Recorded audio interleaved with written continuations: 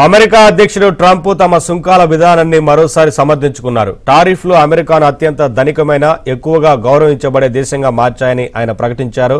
తమ విధానాలను వ్యతిరేకించే వారిని మూర్ఖులుగా అభివర్ణించారు. టారిఫ్ ఆదాయం నుంచి ధనవంతులు మినహా ప్రతి అమెరికన్కు త్వరలోనే కనీసం $2,000 డివిడెండ్గా ఇస్తానని హామీ ఇచ్చారు.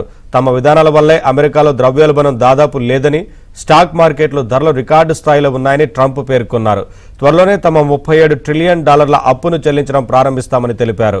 టారిఫ్ల చట్టబద్ధతపై యుఎస్ సుప్రీంకోర్టు అనుమానాలు వ్యక్తం చేసిన కొద్ది రోజులకే ట్రంప్ నుంచి ఈ ప్రకటన రావడం చర్చనీయాంశంగా మారింది.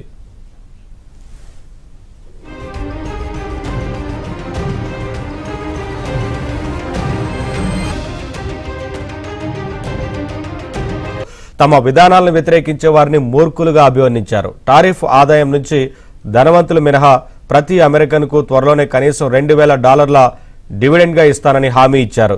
తమ విధానాల వల్లే అమెరికాలో ద్రవ్యోల్బణం దాదాపు లేదని, స్టాక్ మార్కెట్లు ధరలు రికార్డు స్థాయిలో ఉన్నాయని ట్రంప్ పేర్కొన్నారు. త్వరలోనే తమ $37 ట్రిలియన్ అప్పును చెల్లించడం ప్రారంభిస్తామని తెలిపారు.